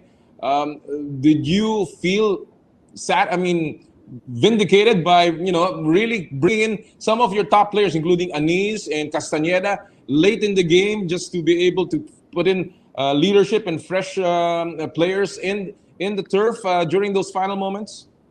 Yeah, look, I thought Tane was excellent when she came on, and Sarah, not only was she a crucial player on the pitch, she probably took the best penalty of the day before at training when we practiced them as well. So, having her fresh and knowing that we had one player in our back pocket if that eventuated. But, during the game, I actually thought we were the better team without creating any really clear-cut chances. And again, when I'm talking about how the team can grow and improve, I think that learning how to win matches when you're the better team is something that has to come with this group. That's something that we have to learn how to do. I don't think we've got to that point yet where we can dominate and know that we can still win those matches that we probably should. And we let Chinese Taipei back into the game when I probably thought they didn't deserve it. We sort of let them into the game with our game management rather than them earning the right to be back in the match. But that's how football can go sometimes. But the resilience the team showed, no one dropped their heads. Everyone kept fighting to the end. The extra time was really an even match that could have went either way. The penalty shootout could have went either way. But for someone like Serena Bolden, and this is something we spoke about in the group today, for Serena Bolden to have the courage and the fortitude to step up and take that winning penalty when 3 days earlier she'd missed the penalty, just showed symbolically what this team is now made of. The mental toughness and strength walk 50 meters towards a penalty spot and have that composure, have that resilience, have that mental toughness to want to go through that whole process to be successful and ultimately hit the winning penalty kick was really, for me, symptomatic of where this team is now heading. Talking about the process, Coach Alen, for us who are not in the know, when the penalty shootout came, were you assigning the kickers, or were these voluntarily, the girls walked up to that and just took the kick? Was that something that they were deciding on their own, or was that something that you were choosing? Yeah, we choose that, and basically as I said to the group today, again, we had a team meeting and spoke about some of these factors. It's one of the first times I've walked up to a team after a match and allocated numbers to the group, and everyone was super confident to execute the task. There wasn't anyone who was shirking the responsibility. There wasn't anyone who was hiding either with word or with body language and showing fear. And to me, if you're not showing fear and you're willing to back yourself and be positive and go, then I don't really care what the result is. I don't care if we fail. I don't care if we miss. So long as you go in there with a good positive intent and you're willing to back your own ability, most times you'll be successful. And then even if you're not, you can bounce back next time and show your worth. And again, that was a really critical moment for someone like Serena Bolden to prove that is exactly what good players and good teams are made of. Well, what was going through your mind, Coach Alen, when we were down 3-2, we had just been blocked twice by the Chinese Taipei goalkeeper, and we missed our opportunities. What was going through your mind? And and then Olivia McDaniel just steps up and blocks it, and she is also the one who kicks as our fifth kicker in the penalty shootout. Yeah, amazing effort by her in those pressure moments. For a goalkeeper to go up and take a penalty kick is pretty rare in itself. But again, the day before in the shootout, her and Sarah were probably the two best penalty takers, and that's why we allotted Olivia the most important fifth penalty taking spot. So already from that perspective, she's outshone what probably most other goalkeepers would be asked to do. But in that last kick, when Taipei had the winning kick, you're just crossing every finger and every toe and hoping that you can come out on top in that moment. And really, the advantage is with the kicker. So it's at that moment you're sort of hoping for the best, but really you're fearing the worst. And I've been in those shoes with Australia. We're in the opposite boat in the quarterfinal against Brazil in front of 60,000 people, and we had the winning kick on our foot, just like Chinese Taipei did, and the team were almost celebrating before the kick happened, and it was a real stark memory for me to know that it's not over until it's over. You never know what's going to happen in a football match, and being such a low-scoring sport, every moment is really critical. And for Olivia to win those 2 or 3 critical moments for the team was really a pivotal moment in the history of the country, and added, again, just another layer of belief and confidence into the group. A lot of challenges for you, and you've mentioned that from your training. And I want to ask you about the COVID-19 challenge. I understand the protocols are very strict. How have you navigated the challenge, Coach Alen, and how difficult has it been for the team? Yeah, look, I've already mentioned in a media report about a week ago, this is probably the most difficult coaching assignment of my life. From that perspective, been coaching for over 20 years now, 25 years, and having to navigate through that. We had 6 or 7 positive cases while we were in America in Orange County. And the first one that hit the group was just after about December 20. And the anxiety that caused within the group was immense. Everyone was starting to fear whether they'd be allowed to travel, whether they'd be able to keep their spot on the team, what implications there were for them as individuals, how would this affect our training. All those different aspects came rushing in. And then after that, we had a domino effect of 2, 3, 4, and almost 4 or 5 days in a row where we had an extra one pop up and be positive. And it really, really was mentally draining and challenging for every single person. And there's nothing you can do about it. It's a really difficult place to try and navigate. All that we could do was lean back on our resilience and lean back on our processes and just really, really highlight the importance of doing everything we possibly could to try and remain COVID-free from that point on.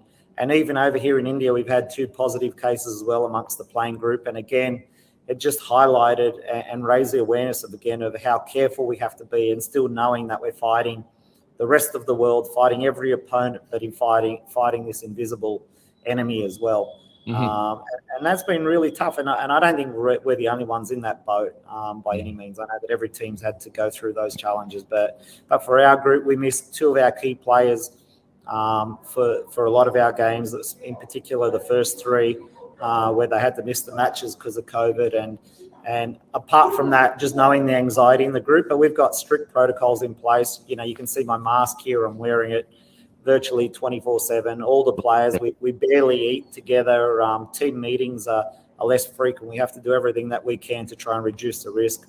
First of all, obviously from a health perspective, but then also from ensuring that we've got everyone available for every match. All right, I got a few minutes here, Coach Alen, and I just want to ask you, while we have booked a place in the World Cup, there is still unfinished business there in India. You are, as we are doing this interview, you are about to meet Korea in the semifinals. What is the mindset? How are you treating this game? Is there less pressure now that we have qualified for the World Cup?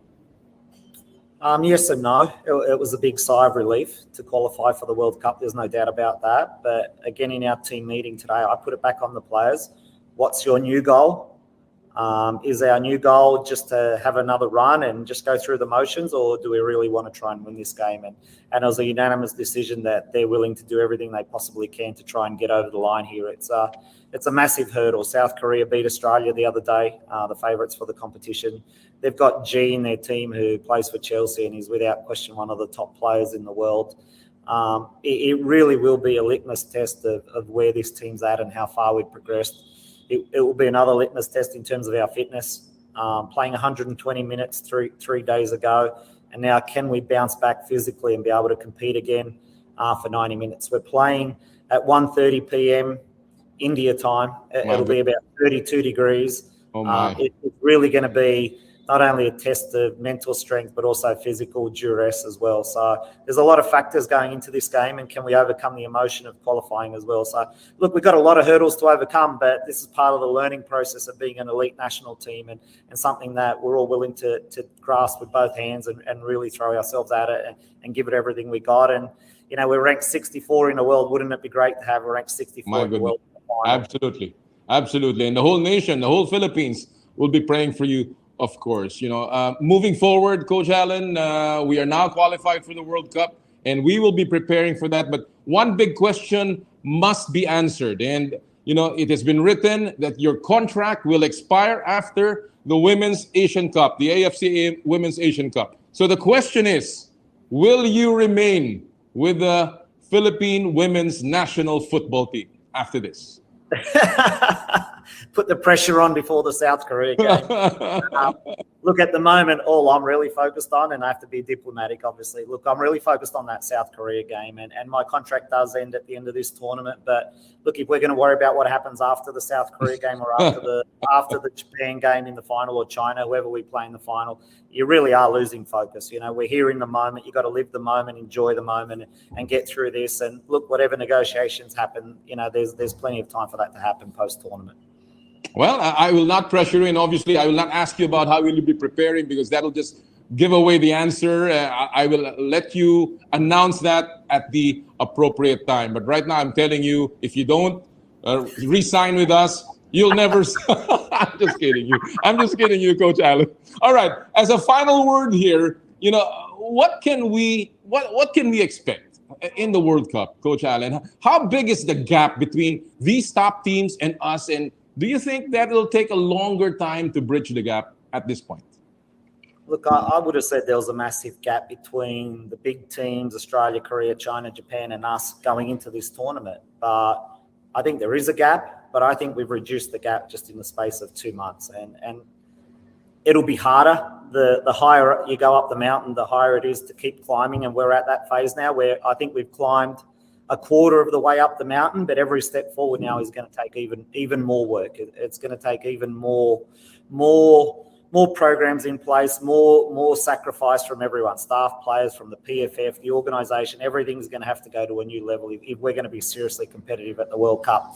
The best part is, and coming from Australia and the World Cup being in Australia, the one thing I can guarantee the players is that the diaspora in Australia, the Filipino community, I know are going to come out in droves. I think there's going to be sellout crowds for every game, and I think it's going to feel like a home game for the Philippines. So not only do the fans need to be ready, the players need to be ready for 10 or 20,000 fans cheering them on every game. That will be fun. That will really be fun, and we're looking forward to that. As I end this interview, this is a personal note for you. It's kind of serendipitous that you came from the Australian women's national football team that was called Matildas, and you came over to the Philippines, and the team is called Malditas. Until now, it's Filipinas, but somehow there's a connection. So my question to you, where does this achievement, Coach Alen, rank in your resume? How big is this for your legacy? Look, I think, I said I've been coaching for 25 years. I think this is the greatest achievement. And, Noelle Arate, my assistant coach, and I, we've been together for 3 or 4 years now, probably a bit longer, 5 years. And we both... Yan po mga kaibigan, ang ating panayam kay Coach Alen Stajcic, ang head coach ng Philippine Women's National Football Team na nag-qualify sa FIFA World Cup 2023. Ang interview po niyan ay hatid sa inyo ng Chooks to Go, ang nag-iisang manok ng bayan. Again, congratulations kay Coach Alen and of course the rest of the team, and good luck sa kanilang paghanda sa FIFA Women's World Cup. Doon po sa mga nag-aabang, ito po ang ating pulso. Kanina ang tinanong natin, sino-sino mga players ang gusto nyo maisama sa lineup ng Gilas for the qualifiers. Marami po nagpadala, sabi ni Edgar Venji Blas, Highcom, in my opinion, Junmar, Japet, Calvin Abueva, Marshall Lassiter, Matthew Wright, and even Paul Lee should be in the lineup since dito naman sa atin ang laro. Mula kay Arlie Jr., Tiban, Gilas pool lineup, Junmar, Japet, Troy, R.R. Pugoy, Stanley Pringle, Terence Romeo, Poy Eram, Kai Soto, Kwame, Kiefer Ravena, Dwight Ramos, Paras, and Matthew Wright. Ang lakas niya. Mula kay Fernando Cerdano, gandang umaga sir, maganda may sama sa lineup si Ramos, Heading, Kai, Paras, Junmar, Paul Lee, Matthew, at si Tamayo, Mark, Dave Suba, Kai, Clarkson, Dwight Ramos, Pogoy, Rosario, mula kay Julian Lapid, Kai Soto, Junmar, Kiefer Ravena, Greg Soto, Kobe, and 30 should be part of the TNT TGG Puso. Aris Pala, Jordan Clarkson, Jalen Green, Ray Parks, Kai Soto, Ange Kwame, Dwight Ramos, Justin Baltazar, Carl Tamayo, Bolik, Pogoy, Rosario, Navarro, Abarientos, si RJ, CJ Perez, David Defonso, Calvin Oftana, 30 Ravena, Kiefer Ravena, talagang pinag-isipan ito ni Aris. Mula kay Dabs Alvarez ng Maasin, Southern Leyte, ang mga players na dapat maisama sa FIBA ay Junmar, Christian Stan Hardinger, Aguilar, Dwight Ramos, Justin Baltazar, Tamayo, Sanggalang, Pogoy, Lassiter, Ravena, Paul Lee, Mikey Williams, Kai Soto, Jordan Clarkson. Yung iba dyan hindi pwede dahil hindi sila qualified. Pero po ang nanalo sa atin ngayong araw na to, nabibigyan namin ng 2 GC ng Chooks to Go. Ito po ay oven roasted chicken mga kaibigan. Galing sa Chooks to Go, si Benoit Francois na ang kanya po sinabi, dapat si Kai Soto at 30 Ravena kasama si Gilas, puro bata dapat isama dyan para matrain sila sa mga international game. Wag na sana tayo maglagay ng pros. At si Emmanuel Penson Jr., sabi niya, ito po ang nais kong lineup, subject to the player availability. Castro, Pogoy, Wright, Ramos, Norwood, Rosario, Aguilar, Kwame, Deliano, Paras, Eram, Tamayo, Reserve, Lassiter, Romeo, Baltasar, Soto, combination of youth and veterans experience to international basketball. Good luck, Pilipinas. Again, ang nanalo po natin, Edgar Venjo Pablo Blas, si Francois Benoit at si Emmanuel Penson Jr. Ulitin ko po yan Benoit Francois at Emmanuel Penson Jr. Pakidala po ang inyong details sa Power and Play Messenger. Bigyan nyo yung name, address, at yung contact number. We will contact you for your prizes. Gusto ko po magpasalamat nga pala kila Alex Fuentes na ating mga suki, kay Andrea Sevilla all the way from Faroe Island in Denmark. Magandang umaga po sa inyo. At si Reynald Guinness from Taytay Rizal. Inaabangan ko po lagi ang Power and Play every Saturday. Thank you so much. At dyan po nagwawakas ang ating palatuntunan. Marami po salamat sa inyong pagsubaybay. Sana po ay magkita-kita tayo ulit next Saturday. Kagaya po na aming laging sinasabi, tuwing Sabado, bawal ang masungit. At sa lahat po ng ating gawain, ad maiorem Dei gloriam, all for the greater glory of God. Kami po ang 1PH, teleserbisyo para sa Pilipino. Happy Sports Weekend, mga kapatid! More power, more play!